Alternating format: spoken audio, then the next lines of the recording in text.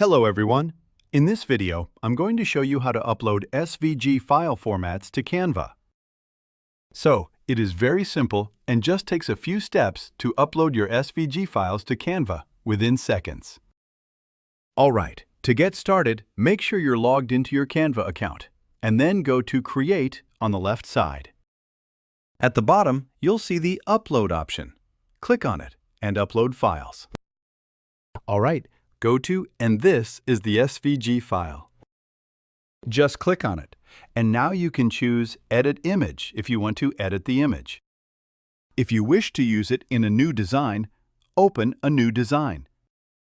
When you create a new design, you'll be prompted to select the size, such as Facebook post format, Instagram post format, logo post format, or any other format you prefer. So go with Edit Image, and it will create a new page for you. Now, you can simply edit or customize your SVG file. Just edit and experiment as you like.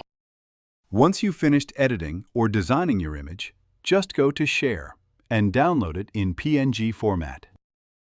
Yes, that's a simple step to upload your SVG file in Canva. If you have any questions about this video, please leave a comment and I will answer them all.